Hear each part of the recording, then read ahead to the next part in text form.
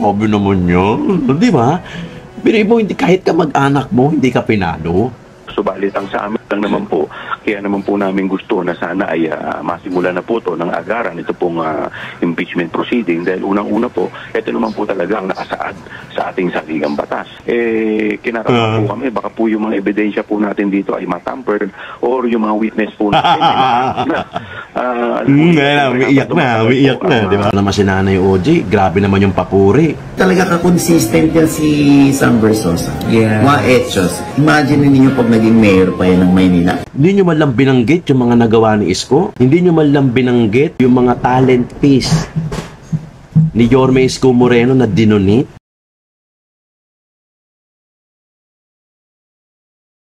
Tunay na balita, walang kinakampiyan, sumasalamin sa katotohanan lamang. What's up mga kayon? Welcome back! Maraming syempre dito lang sa Joe Malone TV para sa programa natin na Issue ng Bayan. Ating pag-usapan. Today is March 1. Uy! Araw ng Sabado, 27 days na lang at campaign period na dito sa lokal. Kaya naman magandang umaga, hapon o gabi sa inyo lahat mga kayon! Unang-una, i-shoutout muna natin at batiin lahat ng mga viewers, audiences, subscribers at mga tumatangkilik sa Joe Malone TV, ang inyong lingkod dahil maraming salamat at naiiraos natin yung buwan-buwan natin, no? Diba? Okay na ako doon.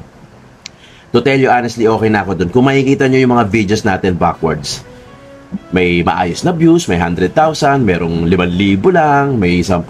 Alam mo, pinapasalamatan ko yun. Pinapasalamatan ko yun. Hindi ko na siya nirereklamo.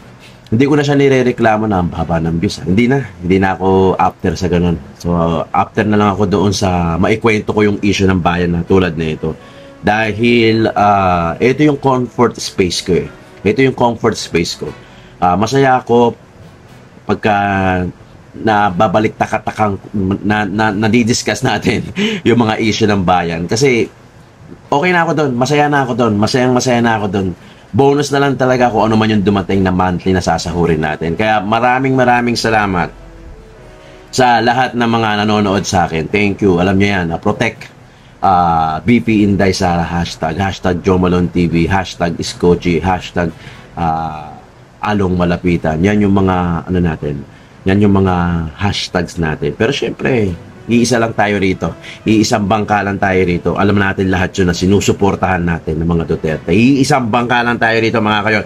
Kaya maraming salamat sa inyo. Isang attendance check muna tayo dyan mga kayon. If you're watching from Sweden, Illinois, Chicago, Hong Kong, Japan, Bulacan, Pangasinan, Laguna, Cavite, kahit saan man yung exactong location mo. Paki-comment dyan mga kayon. Nang malaman natin kung saan na inaabot yung video natin at magkaroon tayo ng YouTube engagement. Tapos paki-double check na rin kung nakasubscribe na kayo. Kung hindi naman, paki-subscribe na rin. Tapos i-click nyo na rin yung bell icon, yung katabi ng subscribe. Pag-click nyo, lalabas yung all, paki-click na lang yung all. Dahil marami nagko-comment sa atin na hindi raw tayo nag-upload. Araw-araw tayo nag-upload.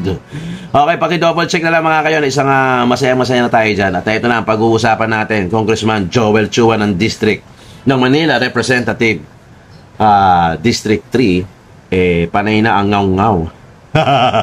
Panay na ang iyak na Quezon. Kasi naglabas naglabas si SP o si Senate President Quezon, Chis Escudero, yung schedule ng kanilang trial sa impeachment. Naglabas na ng schedule. Siyempre, pag naglabas na ng schedule, may mga iiyak, may mga ngangaw-ngaw, merong iiling, merong ganon. So, halo-halong reaction, no? Sa Kongreso man, saka sa Senado. Kaya halo-halo na yung reaction nila. Mantakin natin, ha? Malapit na. Today is March 1. March 28, campaign period sa lokal. At May 12, election na. Ayan na ang kapangyarihan natin mga kayon, full power sa May 12 ang kapangyarihan ng bawat Pilipino at mamamayan na magpaluklok ulit ng sana na hindi mga tiwali at korap na mga opisyal. Okay? Ito na, ngaw. So, nagpalabas na ng schedule at ang schedule niya syempre June 2 ang recess, ang balik, ang resume. Kaya sinabi ni Senate President Chis Escudero, syempre pagka unang araw, wala nga naman ginagawa. Syempre nga naman, lagay. unang, Jollibee ka, pabida-bida ka unang araw, ano ka, may gagawin kayo kaagad. Siyempre, aminado naman si Senate President na unang araw, wala namang ginagawa, which is June 2. So, June 3 mag-i-start. Yan. Parang June 30 mag-uumpisa yung yung impeachment trial di ba? Ayun hingaw-ngaw na iyak na ng iyak. Talagang maraming nag-react, no? Sabi, kesyo, ito si Congressman Chua nga, na kesyo baka umatras yung mga matamper yung ebidensya, umatras yung mga witnesses. Ito, pakinggan natin, galing na rin mismo sa kanila. At sana, medyo binago ko lang yung video dahil baka ma-copyright tayo. Panoorin natin. Kung dapat nang pabilisin ang impeachment trial ni Vice President Sara Duterte upang agad na maresolba ang mga alegasyon laban sa kanya. At live nating makakasama sa linya ng telepono si Manila 3rd District Representative Joel Chua para makakayin ang usaping ito. Magandang hapon po sa inyo, Congressman. Ay, magandang hapon po at sa lahat po ng inyong taga-subaybay. Congressman, ano po ang komento ninyo sa proposed calendar ng Senado sa impeachment trial ni Vice President Sara Duterte? Well, siyempre, nare-respeto naman po natin ang pangunguna po ng Senado. Subalit ang sa amin lang naman po, kaya naman po namin gusto na sana ay masimula na po ito ng agaran ito pong impeachment proceeding dahil unang-una po, ito naman po talaga ang nakasaad sa ating saligang batas. Pangalawa po, kami po ay kasi nangangamba na pagka medyo tumatagal, kinakabahan po kami, baka po yung mga ebidensya po natin dito ay matampered or yung mga witness po natin ay matapos na. Umiiyak na, di ba? Impeachment hearing, hindi po natin maalis na magkakaroon po ng mga anxiety at pangangamba sa kanilang buhay ang mga witness po namin. Kaya, yun lang po. Kaya po sana... Ang totoo sino ba ang nangangamba? Yung mga witnesses ba? O kayo? na gusto po namin ay sana po masimulan na to nang sa ganun ay matapos na rin po ito. Okay. Congressman, ganito, no? Sinasabi, hihintay... Yeah, para matapos na daw po. Ano yung ba matatapos, Ano ba ang nangangamba? Yung mga witnesses ba? O kayo na nagpasimula ng impeachment na yan, di ba? Muna yung magiging resulta ng eleksyon po sa Mayo. Tingin nyo, makaka-apekto ho ba yung magiging bagong komposisyon ng Senado, pati na rin ng Kongreso, kung sa magiging resulta po, netong, kumbaga yung sa takbo ng paglilitis po sa impeachment po? Well, sa akin po kasing paligay, ito pong impeachment ay isang political process. So, hindi naman po maiiwasan na dito po ay magbabase po ito sa mga political alliance o political parties. Pero nakasaad naman po sa rules ng ating Senado na dapat po lahat po yung mga upo ng mga senator judges ay dapat po ay free po sila from political affiliation. Dapat po hindi wala po silang kikilingan. Pero siyempre hindi naman po natin maalis, no? Pero ako po naniniwala na ito po lahat ay depende po sa magiging reaksyon din po ng taong bayan. Kaya malaki rin po ang papel ng mga taong bayan na susubaybay po dito. Pero follow-up lang doon, partner niya and Congressman. Kunyari nga gano'n, siyempre tingin natin maging resulta. Paano kunyari ako yung bagong panalo, kakaupo ko lang, pwede ko ba sabihin, teka muna, magre-review muna ako dahil hindi pa ako nanalo nung silambit. Paano kaya, sir, Congressman, di kaya maging cause of delay po yun? Kung kailangan pa nilang basahin ulit yung mga yung mga ebidensya. At kung may mga matalo na kasama ng prosecution panel, pag-iba rin po yung composition nun. Ano rin po magiging epekto kaya nun sa kaso? Well, kaya nga po isa nga rin yan sa dahilan kung bakit din gusto natin na sana masimulan na dahil siyempre yung mga prosecution na naupo po ngayon, ito po yung mga prosecution na talagang sumubaybay dito po sa kaso. Now, having said that, wala naman po tayong magagawa kung yan naman po ang mangyayari. So, basta tayo po dito po sa prosecution, tayo po ay maghahanda. At ito po kasi, hindi naman po nila po pwedeng maging cause ng delay pa dahil unang-una, linaw-linaw sa ating saligang batas na dapat po ito ay simulan na immediately dahil ito po ay kautusan ng saligang batas, dapat po sundin po natin lahat ito.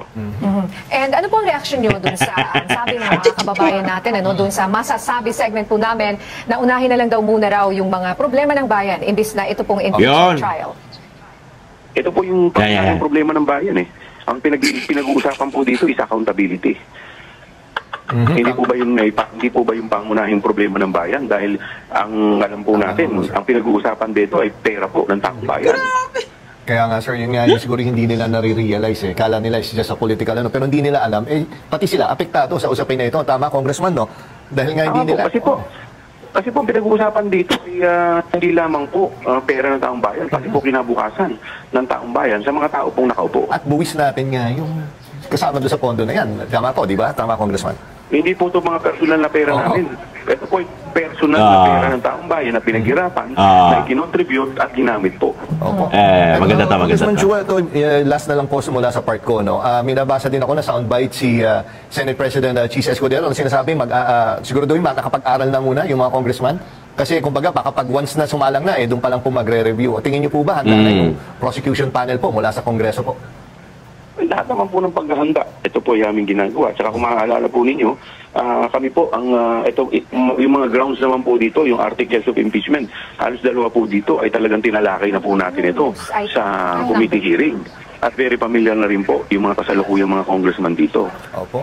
O sige, naku, maraming salamat po, Congressman Joel. Yan. Talagang, Pag-usapan natin to. Excited na dito sa Pag-usapan natin impeachment trial. Tsaka yun nga, maraming expert opinions na lumalabas. Again, kasi meron din opinion na kapag yung senators ngayon ang bumoto, baka raw iba ang resulta doon sa mga bagong uupo na senador. Nakita naman po natin. Advance naman kayo mag-isip? May mga pro and anti na Opo. mawawala. Kaya So, kaya po ba kayo ay nagmamadali o yung iba gusto nilang i-delay? Depende po raw sa resulta dahil nga sa bagong komposisyon ng Senado, Congressman Joel. Alam po ninyo, sa akin po kasi regardless at the end of the day, ito po ay sagutin namin lahat sa taong bayan. So kung ano po ang magiging resulta na kanilang boto, kaliwanag po nila sa taong bayan yan. Okay, naku, maraming salamat po ulit. Congressman Joel Chua, sana wag po kayong magsawa na tanggapin yung aming tawag mula dito. Pag-usapan natin. Maraming salamat po at happy weekend po. Okay, pag-usapan natin. Total, na-i-open na rin ni Congressman Joel Chua na sinasabi niya na personal na pera natin. Totoo naman yun. Personal na pera natin, yung mga budget ng gobyerno natin. Kung talagang concern kayo, sabi nyo, sa pera ng bayan, di ba? Katawa yun, ha? Bakit hindi nyo pakialaman yung BICAM, di ba? Bakit hindi nyo pakialam yung 2025 na budget? Bakit tila baga si Congressman Ungab lang, ex-President Robo Duterte at saka si Atty. Vic Rodriguez, ang ating senatorial aspirant, ang nangunguna at tila ba na sila lang ang may concern sa bawat piso na contribution ng bawat Pilipino. Diba? Yun nga, kung talagang concern na concern kayo, gaya ng sinasabi nyo, confidential fund. Totoo naman, pera ng bayan. Totoo naman yun. Wala, totoo yun. Confidential funds na yung inaano nyo, binabato nyo kay VP Inday Sara. Kung talagang concern na concern kayo, bakit bukod tanging sa Office of the President lang ang iniimbestigahan nyo? Bakit hindi nyo tanongin lahat? O kaya pumili kayo ng 10 para hindi halata, di ba? Para hindi kayo halatang bias, di ba? Lahatin nyo. O kung hindi man, at least kumuha ka mga 10% ng buong opisina o mga departments na merong confidential. Bakit bukod tangi lang? Huwag nyo na kasi kaming gawin tanga. Huwag nyo na kaming gawing tolongkis, di ba? Alam na namin yan kung bakit, di ba? Siyempre, i-deny.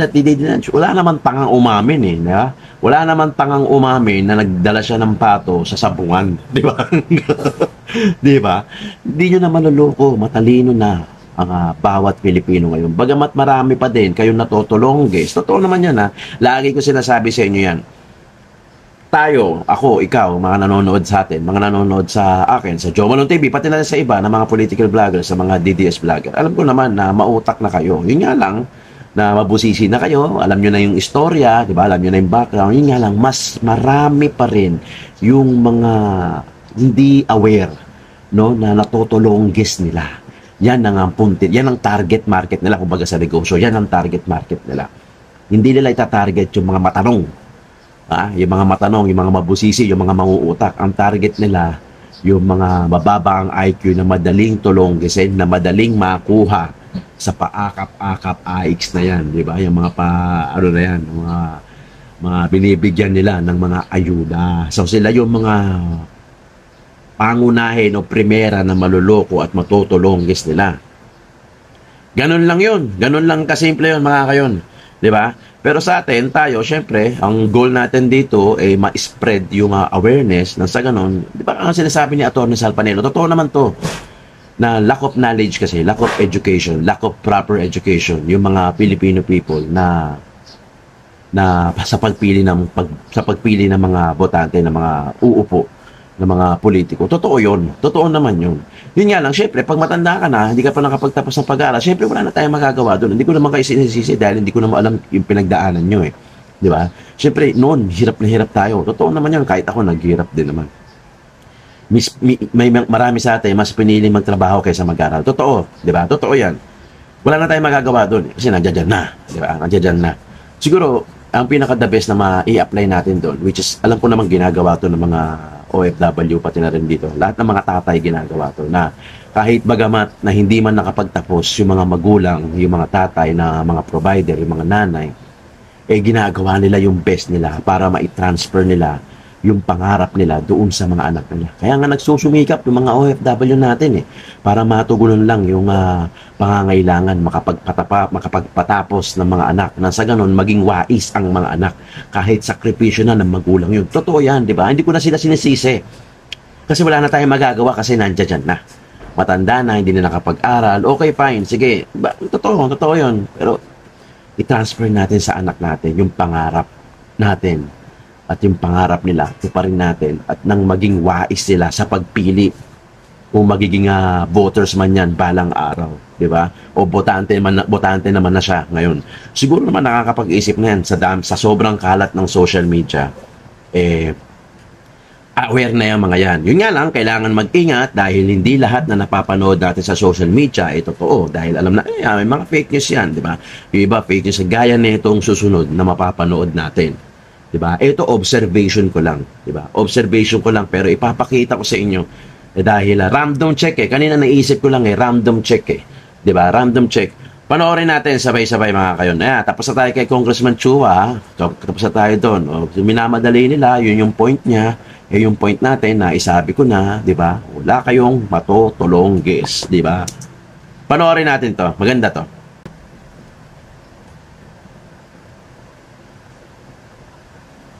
Pasok mo na yan. Hindi naniniwala ang dating tagapagsalita ng palasyo sa ulat ng PNP na bumababa ang krimen sa Metro Manila. Kung bakit, alamin sa balita ni Berhil. SMNI pala to. Talagang bumalik. They are back with the vengeance. Ito ang mariing sinabi ni Atty. Salvador Panelo sa estado ng kriminalidad sa bansa kahit pa nagpalabas ng ulat ang Philippine National Police, PNP, na bumaba umano ng 21% ang crime rate sa Metro Manila mula 1 hanggang 15 ng Pebrero ngayong taon. Para kay Panelo, hindi totoo ang mga inilalabas na figures ng PNP dahil sa mga nangyayaring krimen ngayon. Yan ang sinasabi natin ngayon, sinabi ko kanina. Ang kidnapping dito biglang tumaas, hayag-hayagan. Pati nabalitaan ko 'yon, yung dati nang uso to yung mga ban na puti na kumukuha ng mga bata. Dati na yan nag-circulate sa social media sa mga balita. Noon pa wala pang social media noon, bali-balita, mainstream media pa lang. Tapos nawawala ulit sila, tapos ngayon meron ulit. Putulang pa ng daliri yung isang bata. Yung isa naman na kidnap. Madaling sabi, yung sinasabi nilang bumaba ang bilang, hindi po totoo yun. Sa Davao mismo. Hindi lang sa Davao, marami. Ang iba nga, hindi lang nakakarating na sa balita. Ang iba, hindi na nila pinalalabas.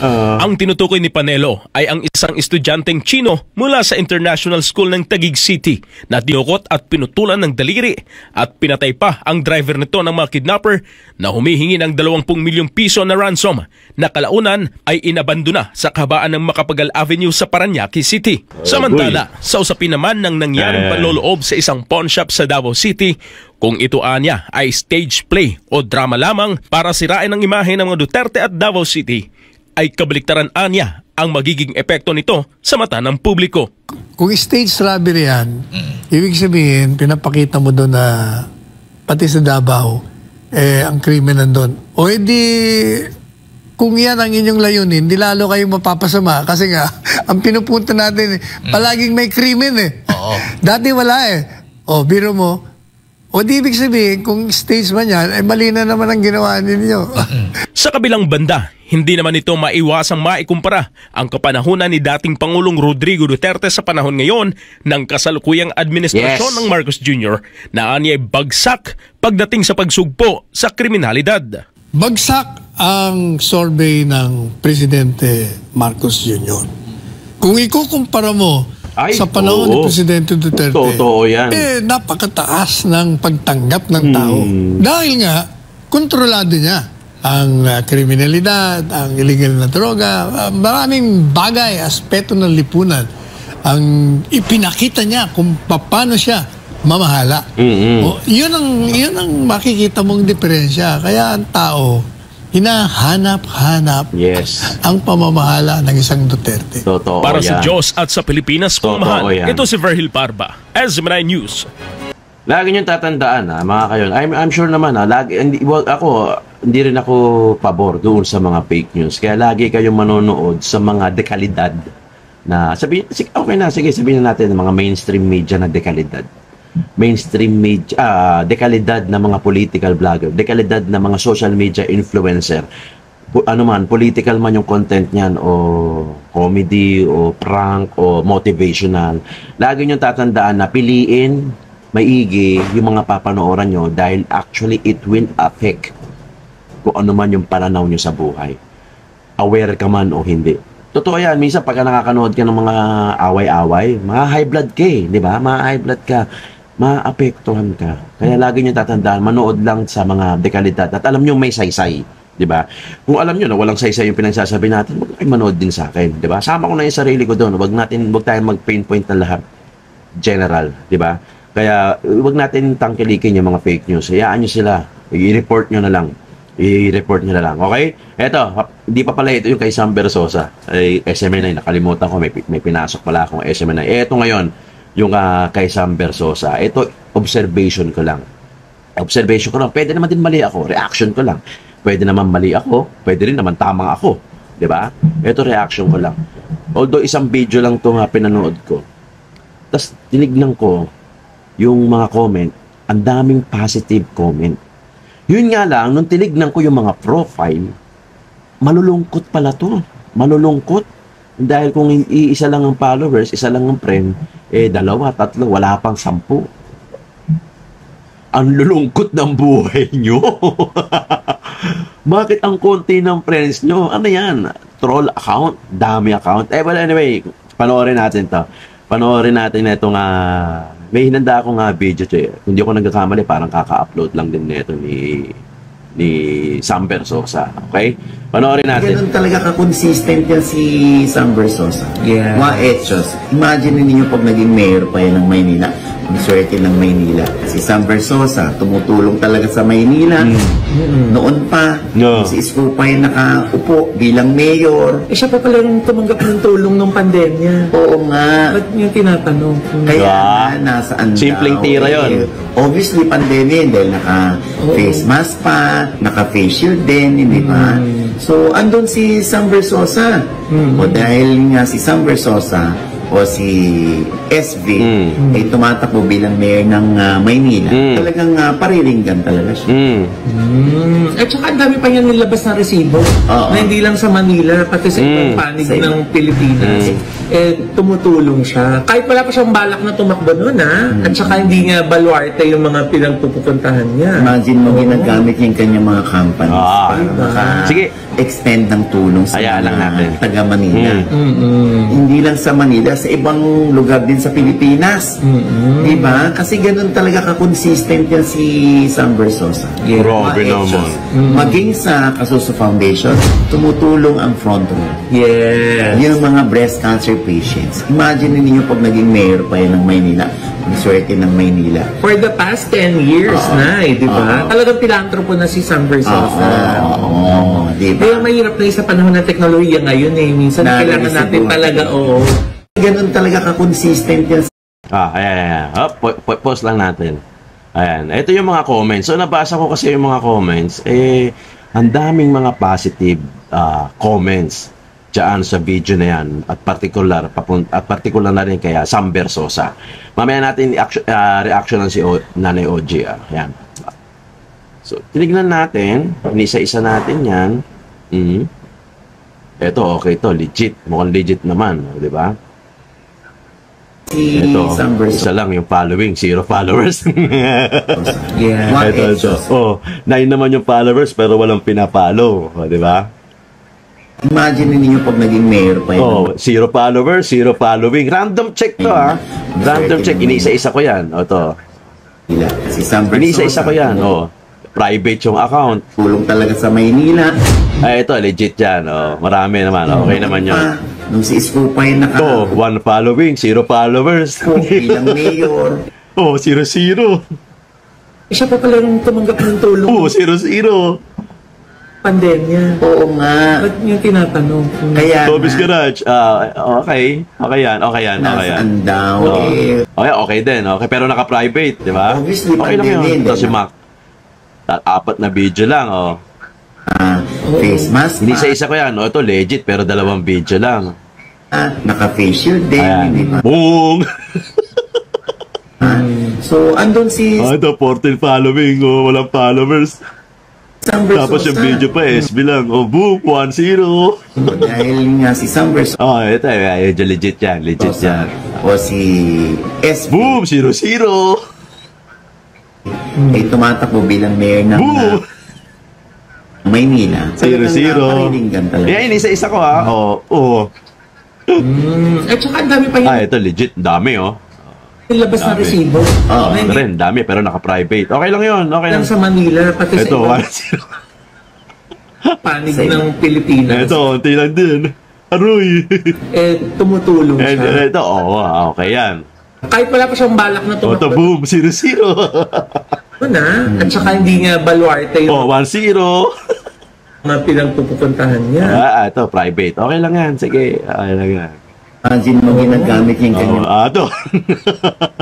mga companies pa. Inisa-isa ko yan, ha. Huwag niyo sabihin, yan, bias yan. Isa-isa yan. Ito medyo legit to. Sa mga taga-Manila. 0-0. Yung daming followers. Okay yan, good, sa Manila, good. Sa ibang 0-0. lugar din sa Pilipinas. Kita nyo, ang daming account na it's either less than 20 yung followers, less than 10. Actually, 0-0 nga di ba? O kaya 1 yung following, tapos ang video ni Sam Versosa, tapos walang followers. Paano mo sasabihin na legit account yun? Wala man lang siyang pinalo kahit magulang niya, kahit kapatid niya o iniidolo niya o yung iniidolo niya o yung kapatid niya, kamag-anak niya, hindi man lang siya pinalo. Wala kayong matutulong, guys. Di ba? Sige, sabihin na natin, real account yan. Okay na, sige na. Yung ba ang gusto nyo marinig sa amin, Manilenyo? Sige, real account na yan. Pero hindi nyo kami mapapaniwala. Di ba? Hindi nyo kami matutulong, guys. Sabi naman nyo. Di ba? Pero mo, hindi, kahit kamag-anak mo, hindi ka pinalo. O yung mga kamag-anak mo, kapatid mo, nanay, tatay mo, hindi mo pinalo. Kaibigan mo, tropa mo. Sobrang lungkot naman ng buhay mo. Di ba? Hindi nyo kami matutulong, guys. Mga dami account yan. Di ba? Mga dami account yan, mga troll account yan. Kung naman yung purpose nyo dyan, bakit ang gaganda, positive ng comments, tapos pag tinignan mo yung profile, dami account, legit account, walang followers, walang following, o kung meron naman, less than 10, di ba? Random check, very random check. Huwag nyo sabihin na pinili ko lang. Kita nyo naman, inisa-isa ko. Ang dami pa nga di ba? May mga nakuha pa nga tayo na maraming followers. That's okay. Yun, legit yun. Ang daming followers, pero wag ka. Di ba? Ang daming followers, madaming following, tapos iilan lang yung video. Huwag nyo kaming tutulungan kasi dahil alam ko kung paano bumili ng mga followers. Alam ko kung paano bumili ng mga subscribers. Marami yan, nagkalat sa Facebook, sa YouTube, mga boosting. Di ba? Hindi nyo kami matutulungan guys, mga Manilenyo. Di ba? Ito naman si Nanay OG, grabe naman yung papuri. Di ba? Hindi nyo man lang binanggit yung mga nagawa ni Isko.